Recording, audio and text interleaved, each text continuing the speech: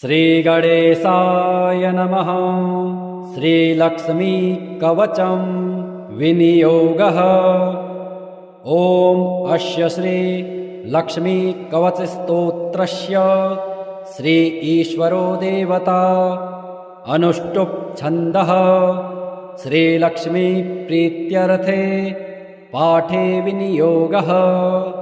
ॐ लक्ष्मी मे चाग्रतः पातु कमला पातु पृष्ठतः नारायणी शीर्षदेशे सर्वाङ्गे श्रीस्वरूपिणी रमापत्नी तु प्रत्यङ्गे सदावतु क्षमेश्वरे विशालाक्षी योगमाया कौमारी चक्रिणी तथा जयद्दात्री धनदात्री पाशाक्षमालिनी शुभा हरिप्रिया हरिरामा जयङ्करी महोदरे कृष्णपारायणा देवी श्रीकृष्ण मनमोहिनी जयङ्करे महारौद्रे सिद्धिदात्रे शुभङ्करे सुखदा मोक्षदा देवी चित्रकूटनिवासिनी भयं हरतु भक्तानां भवबन्धं विमुच्यतु। कवचं तन्महापुण्यं यः पठेत् भक्तिसंयुतः त्रिसन्ध्यमेकसन्ध्यं वा मुच्यते सर्वसङ्कटात्। एतत् कवचस्य पठनं धनपुत्रविवर्धनं भीतिर्विनाशनं चैव त्रिषु लोकेषु कीर्तितम्। भूर्जपत्रे समालिख्य रोचना कुङ्कुमेन तु धारणाद्गलदेशे च सर्वसिद्धिर्भविष्यति। पुत्रो लभते पुत्र धनार्थे लभते धनं मोक्षार्थी मोक्षमाप्नोति कवचस्य प्रसादतः। गर्भिणी लभते पुत्रं वन्ध्या च गर्भिणी भवेत् धारयेद्यपि कण्ठे च अथवा वामबाहुके। यः पठेन्नियतं भक्त्या स एव विष्णुवद्भवेत् मृत्युव्याधि भयं तस्य नास्ति किञ्चिन्महीतले। पठेद्वा पाठयेद्वापि शृणुयाच्छावयेद्यते सर्वपापविमुक्तस्तु लभते परमां गतिम्। सङ्कटे विपदे घोरे तथा च गहने वने राजद्वारे च नौकायां तथा च रणमध्यतः पठनाद्धारणाद्दस्य जयमाप्नोति निश्चितम्। अपुत्रा च तथा वन्ध्या त्रिपक्षं शृणुयाद्यते सुपुत्रं लभते सा तु दीर्घयुष्कं यशस्विनं शृणुयाद्यः शुद्धबुद्ध्यात् द्वैमासो विप्रवक्त्रतः। सर्वान् कामान् वाप्नोति सर्वबन्धात् विमुच्यते मृतवत्सा जीववत्सा त्रिमासं श्रवणं यदि रोगी रोगाद् विमुच्येत पठनान् मासमध्यतः लिखित्वा भूर्जपत्रे च अथवा तालपत्रके स्थापयेन्नियतं गेहे नाग्निचौरभयं क्वचित् शृणुयाद्धारयेद्वापि पठेद्वा पाठयेदपि। नमस्ते श्रीशिवाय कुलाराध्या कुलेश्वरी कुलसंरक्षणी माता कौलिकज्ञानप्रकाशिनी वन्दे श्रीकुलपूज्या त्वां कुलाम्बा कुलरक्षिणी वेदमाता जगन्माता लोकमाता हितैषिणी आदिशक्ति समुद्भूता त्वया हि कुलस्वामिनी विश्ववन्द्यां महाघोरां त्राहि मां शरणागतः। त्रैलोक्यहृदयं शोभे देवे त्वं परमेश्वरे भक्तानुग्रहकारिणी कुलदेवे नमोऽस्तु ते। महादेव प्रियं करे बालानां हितकारिणी, कुलवृद्धि करे माता त्राहि मां शरणागतम्। चिदग्निमण्डलसम्भूता राज्यवैभवकारिणी, प्रकटितां सुरेशानि वन्दे त्वां कुलगौरवाम्। त्वदीये कुले जातः त्वामेव शरणं गतः, त्वत्वत्सलोऽहम् आद्ये त्वं रक्ष रक्षाधुना। कुलाष्टकमिदं पुण्यं नित्यं यः सुकृते पठेत्, तस्य वृद्धि कुले जातः प्रसन्ना कुलेश्वरे। कुलदेवी स्तोत्रमिदं सुपुण्यं ललितं तथा, अर्पयामि भवद्भक्त्या त्राहि मां शिवगेहिनी। कुलदेवी महाभागे कुलाद्रे कृतकेतने, प्रसन्ना भव मह्यं त्वं कुलदेवी नमोऽस्तु ते। सुरासुरार्चिते देवी सिद्धगन्धर्वसेविते, जगदपापहरे देवे त्राहि मां शरणागताम्। सौम्यरूपे घोररूपे चण्डरूपे नमोऽस्तु ते, विश्वे रूपे नमस्तुभ्यं त्राहि मां शरणागताम्। बुद्धिं देहि यशो देहि जयं देहि द्विषो जहि, मूढतां हर मे देवी त्राहि मां शरणागतम्। ॐ लक्ष्मी मे चाग्रतः पातु, कमला पातु पृष्ठतः, नारायणी शीर्षदेशे सर्वाङ्गे श्रीस्वरूपिणी। रमापत्नी तु प्रत्यङ्गे सदावतु क्षमेश्वरे, विशालाक्षी योगमाया कौमारी चक्रिणी तथा। जयद्दात्री धनदात्री पाशाक्षमालिनी शुभा, हरिप्रिया हरिरामा जयङ्करी महोदरे। कृष्णपारायणा देवी श्रीकृष्ण मनमोहिनी, जयङ्करे महारौद्रे सिद्धिदात्रे शुभङ्करे। सुखदा मोक्षदा देवी चित्रकूटनिवासिनी, भयं हरतु भक्तानां भवबन्धं विमुच्यतु। कवचं तन्महापुण्यं यः पठेत् भक्तिसंयुतः, त्रिसन्ध्यमेकसन्ध्यं वा मुच्यते सर्वसङ्कटात्। एतत् कवचस्य पठनं धनपुत्रविवर्धनं, भीतिर्विनाशनं चैव त्रिषु लोकेषु कीर्तितम्। भूर्जपत्रे समालिख्य रोचना कुङ्कुमेन तु, धारणाद्गलदेशे च सर्वसिद्धिर्भविष्यति। पुत्रो लभते पुत्र, धनार्थे लभते धनं, मोक्षार्थी मोक्षमाप्नोति कवचस्य प्रसादतः। गर्भिणी लभते पुत्रं, वन्ध्या च गर्भिणी भवेत्, धारयेद्यपि कण्ठे च अथवा वामबाहुके। यः पठेन्नियतं भक्त्या स एव विष्णुवद्भवेत्, मृत्युव्याधि भयं तस्य नास्ति किञ्चिन्महीतले। पठेद्वा पाठयेद्वापि शृणुयाच्छावयेद्यदि, सर्वपापविमुक्तस्तु लभते परमां गतिम्। सङ्कटे विपदे घोरे तथा च गहने वने, राजद्वारे च नौकायां तथा च रणमध्यतः।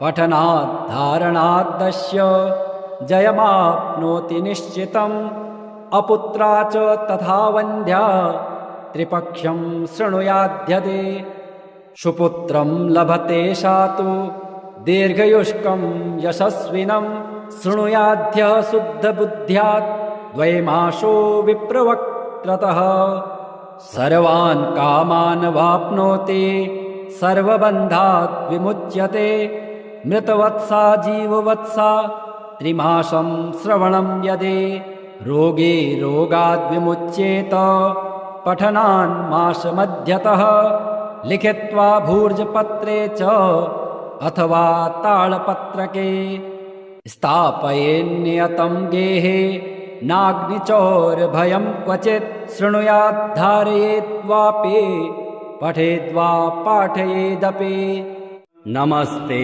श्रीशिवाय कुलाराध्या कुलेश्वरी कुलसंरक्षणी माता कौलिकज्ञानप्रकाशिनी वन्दे श्रीकुलपूज्या त्वां कुलाम्बा कुलरक्षिणी वेदमाता जगन्माता लोकमाता हितैषिणी आदिशक्ति समुद्भूता त्वया हि कुलस्वामिनी विश्ववन्द्यां महाघोरां त्राहि मां शरणागतः त्रैलोक्यहृदयं शोभे देवे त्वं परमेश्वरे भक्तानुग्रहकारिणी कुलदेवे नमोऽस्तु ते महादेवप्रियं करे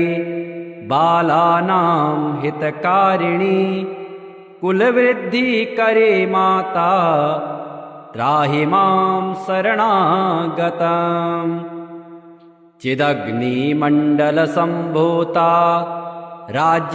राज्यवैभवकारिणी प्रकटितां सुरेशानी वन्दे त्वां कुलगौरवाम् त्वदीये कुले जातः त्वामेव शरणं गतः त्वत्वत्सलोऽहम् आद्ये त्वं रक्ष रक्षाधुना कुलाष्टकमिदं पुण्यं नित्यं यः सुकृते पठेत् तस्य वृद्धि कुले जातः प्रसन्ना कुलेश्वरे कुलदेवी स्तोत्रमिदं सुपुण्यं ललितं तथा अर्पयामि भवद्भक्त्या त्राहि मां शिवगेहिनी कुलदेवी महाभागे कुलाद्रे कृतकेतने प्रसन्ना भव मह्यं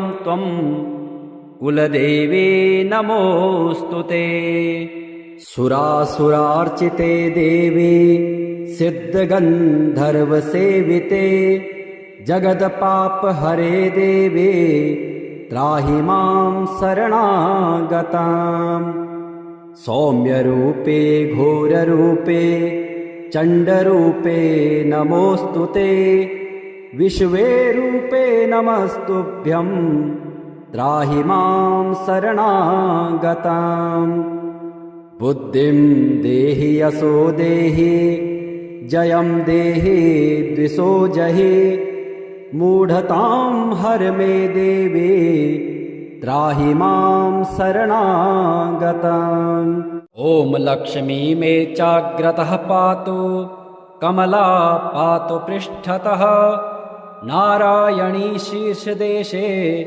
सर्वाङ्गे श्रीस्वरूपिणी रमापत्नी तु प्रत्यङ्गे सदावतु क्षमेश्वरी विशालाक्षी योगमाया कौमारी चक्रिणी तथा जयद्दात्री धनदात्री पाशाक्षमालिनी शुभा हरिप्रिया हरिरामा जयङ्करी महोदरी कृष्णपारायणा देवी श्रीकृष्ण मनमोहिनी जयङ्करे महारौद्रे सिद्धिदात्रे शुभङ्करे सुखदा मोक्षदा देवी चित्रकूटनिवासिनी भयं हरतु भक्तानां भवबन्धं विमुच्यतु।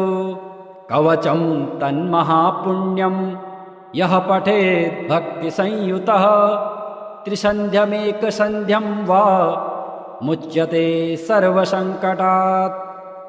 एतत् कवचस्य पठनं धनपुत्रविवर्धनं भीतिर्विनाशनं चैव त्रिषु लोकेषु कीर्तितम्। भूर्जपत्रे समालिख्य रोचना कुङ्कुमेन तु धारणात् गलदेशे च सर्वसिद्धिर्भविष्यति। पुत्रो लभते पुत्र धनार्थे लभते धनं मोक्षार्थी मोक्षमाप्नोति कवचस्य प्रसादतः। गर्भिणी लभते पुत्रं वन्ध्या च गर्भिणी भवेत् धारयेद्यपि कण्ठे च अथवा वामबाहुके।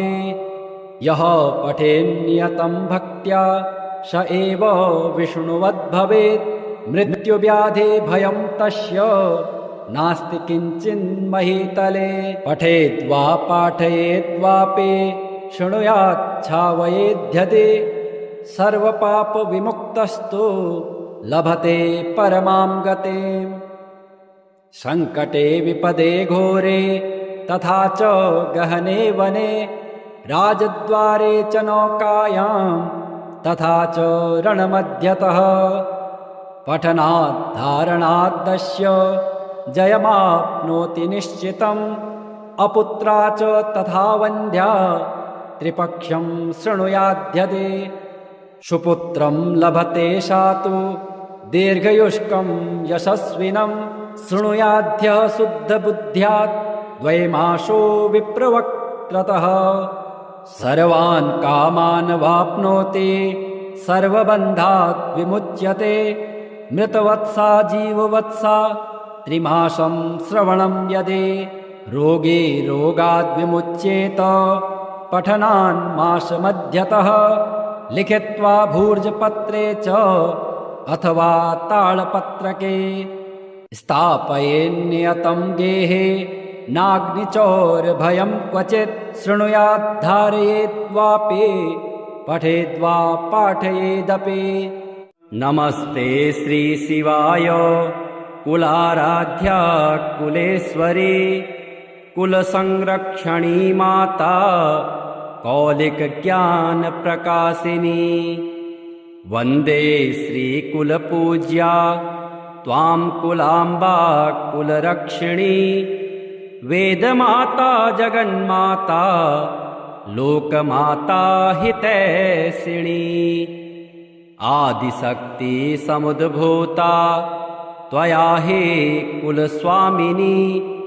विश्ववन्द्यां महाघोरां त्राहि मां शरणागतः। त्रैलोक्यहृदयं शोभे देवे त्वं परमेश्वरे।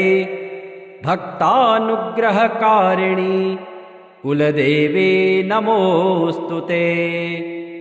महादेवप्रियं करे बालानां हितकारिणि। कुलवृद्धिकरे माता त्राहि मां शरणागतम्। चिदग्निमण्डलसम्भूता राज्यवैभवकारिणी। प्रकटितां सुरेशानि वन्दे त्वां कुलगौरवाम्। त्वदीये कुले जातः त्वामेव शरणं गतः। त्वत्वत्सलोऽहम् आद्ये त्वं रक्ष रक्षाधुना। कुलाष्टकमिदं पुण्यं नित्यं यः सुकृते पठेत् तस्य वृद्धि कुले जातः प्रसन्ना कुलेश्वरे। कुलदेवी स्तोत्रमिदं सुपुण्यं ललितं तथा। अर्पयामि भवद्भक्त्या त्राहि मां शिवगेहिनी। कुलदेवी महाभागे कुलाद्रे कृतकेतने। प्रसन्ना भव मह्यं त्वं कुलदेवे नमोऽस्तु ते। सुरासुरार्चिते देवे सिद्धगन्धर्वसेविते जगदपापहरे देवे त्राहि मां शरणागताम्। सौम्यरूपे घोररूपे चण्डरूपे नमोऽस्तु ते। विश्वे रूपे नमस्तुभ्यं त्राहि मां शरणागताम्। बुद्धिं देहि यशो देहि जयं देहि द्विषो जहि मूढतां हर मे देवी त्राहि मां शरणागताम्। ॐ लक्ष्मी मे चाग्रतः पातु कमला पातु पृष्ठतः नारायणी शीर्षदेशे शर्वाङ्गे श्रीस्वरूपिणी रमापत्नी तु प्रत्यङ्गे सदावतु क्षमेश्वरे विशालाक्षी योगमाया कौमारी चक्रिणी तथा जयद्दात्री धनदात्री पाशाक्षमालिनी शुभा हरिप्रिया हरिरामा जयङ्करी महोदरे कृष्णपारायणा देवी श्रीकृष्ण मनमोहिनी जयङ्करे महारौद्रे सिद्धिदात्रे शुभङ्करे सुखदा मोक्षदा देवी चित्रकूटनिवासिनी भयं हरतु भक्तानां भवबन्धं विमुच्यतु।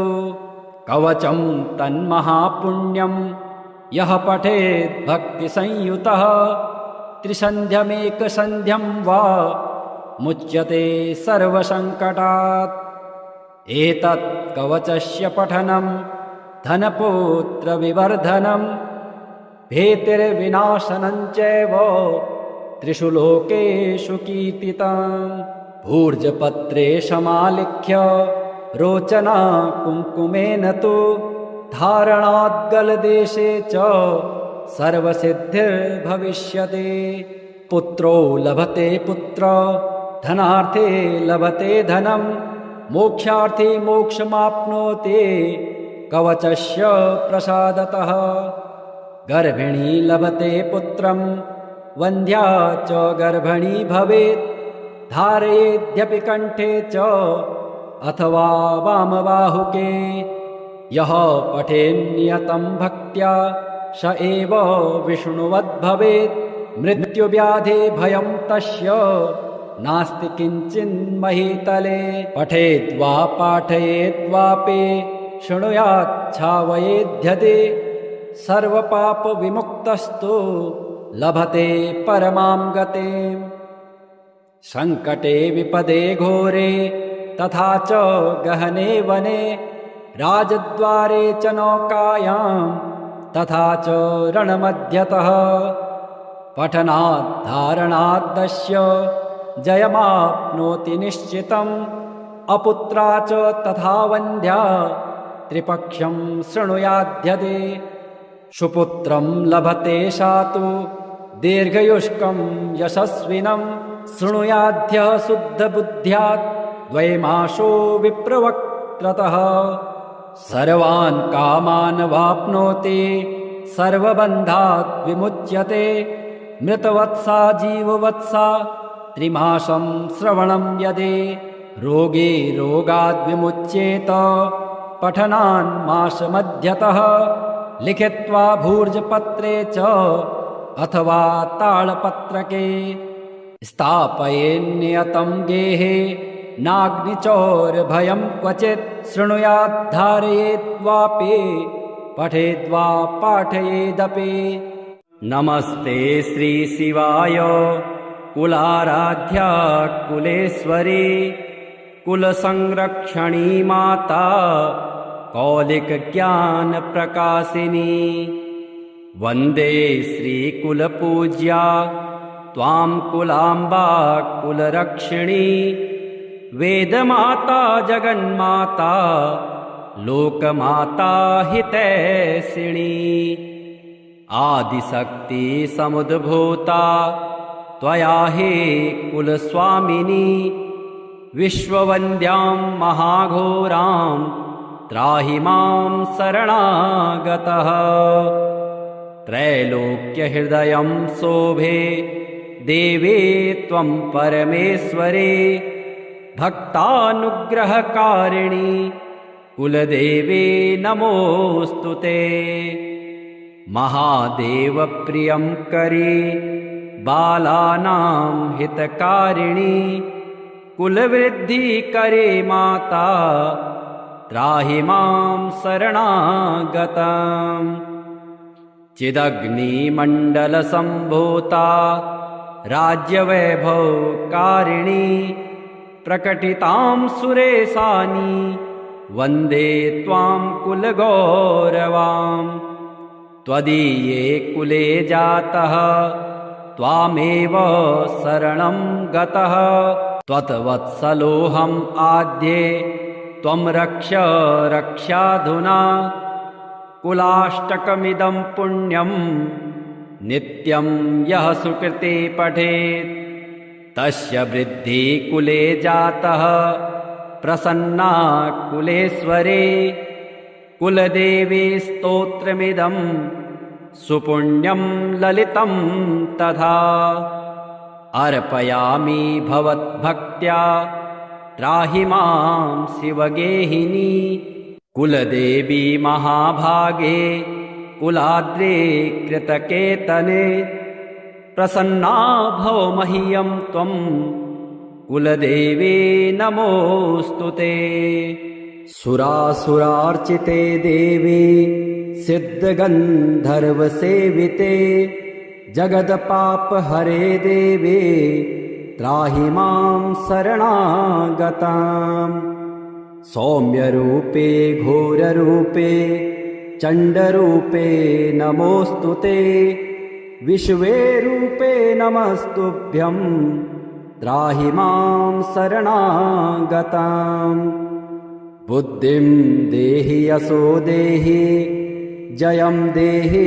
द्विषो जहि मूढतां हर मे देवी त्राहि मां शरणागताम् ॐ लक्ष्मी मे चाग्रतः पातु कमला पातु पृष्ठतः नारायणी शीर्षदेशे शर्वाङ्गे श्रीस्वरूपिणी रमापत्नी तु प्रत्यङ्गे सदावतु क्षमेश्वरे विशालाक्षी योगमाया कौमारी चक्रिणी तथा जयद्दात्री धनदात्री पाशाक्षमालिनी शुभा हरिप्रिया हरिरामा जयङ्करी महोदरे कृष्णपारायणा देवी श्रीकृष्ण मनमोहिनी जयङ्करे महारौद्रे सिद्धिदात्रे शुभङ्करे सुखदा मोक्षदा देवी चित्रकूटनिवासिनी भयं हरतु भक्तानां भवबन्धं विमुच्यतु कवचं तन्महापुण्यं यः पठेत् भक्तिसंयुतः त्रिसन्ध्यमेकसन्ध्यं वा मुच्यते सर्वसङ्कटात् एतत् कवचस्य पठनं धनपुत्रविवर्धनं भीतिर्विनाशनं चैव त्रिषु लोकेषु कीर्तितम् भूर्जपत्रे समालिख्य रोचना कुङ्कुमेन तु धारणाद्गलदेशे च सर्वसिद्धिर्भविष्यति पुत्रो लभते पुत्र धनार्थे लभते धनं मोक्षार्थी मोक्षमाप्नोति कवचस्य प्रसादतः गर्भिणी लभते पुत्रं वन्ध्या च गर्भिणी भवेत् धारयेद्यपि कण्ठे च अथवा वामबाहुके यः पठेन्नियतं भक्त्या स एव विष्णुवद्भवेत् मृत्युव्याधे भयं तस्य नास्ति किञ्चिन्महीतले पठेद्वा पाठयेद्वापि शृणुयाच्छावयेध्यते सर्वपापविमुक्तस्तु लभते परमां गतिम्। सङ्कटे विपदे घोरे तथा च गहने वने, राजद्वारे च नौकायां तथा च रणमध्यतः, पठनाद्धारणाद्दस्य जयमाप्नोति निश्चितम्।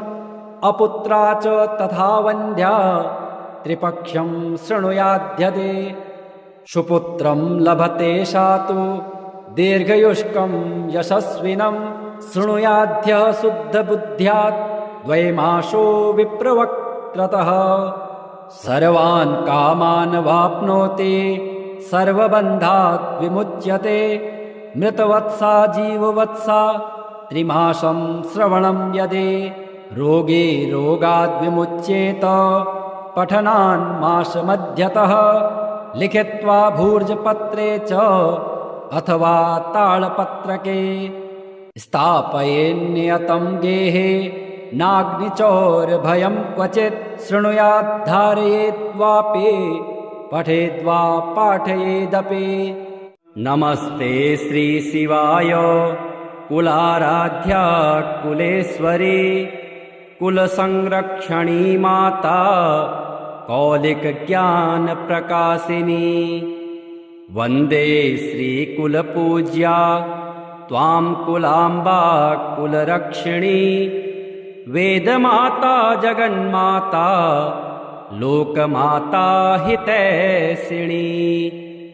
आदिशक्ति समुद्भूता त्वया हि कुलस्वामिनी। विश्ववन्द्यां महाघोरां त्राहि मां शरणागतः। त्रैलोक्यहृदयं शोभे देवे त्वं परमेश्वरे। भक्तानुग्रहकारिणि कुलदेवे नमोऽस्तु ते। महादेवप्रियं करे बालानां हितकारिणि। कुलवृद्धिकरे माता त्राहि मां शरणागतम्। चिदग्निमण्डलसम्भूता राज्यवैभवकारिणि। प्रकटितां सुरेशानि वन्दे त्वां कुलगौरवाम्। त्वदीये कुले जातः त्वामेव शरणं गतः। त्वत्वत्सलोऽहम् आद्ये त्वं रक्ष रक्षाधुना। कुलाष्टकमिदं पुण्यं नित्यं यः सुकृते पठेत्, तस्य वृद्धि कुले जातः प्रसन्ना कुलेश्वरे। कुलदेवी स्तोत्रमिदं सुपुण्यं ललितं तथा। अर्पयामि भवद्भक्त्या त्राहि मां शिवगेहिनी। कुलदेवी महाभागे कुलाद्रे कृतकेतने। प्रसन्ना भव मह्यं त्वं कुलदेवी नमोऽस्तु ते। सुरासुरार्चिते देवी सिद्धगन्धर्वसेविते। जगदपापहरे देवे त्राहि मां शरणागताम्। सौम्यरूपे घोररूपे चण्डरूपे नमोऽस्तु ते। विश्वे रूपे नमस्तुभ्यं त्राहि मां शरणागताम्। बुद्धिं देहि यशो देहि जयं देहि द्विषो जहि। मूढतां हर मे देवी त्राहि मां शरणागताम्।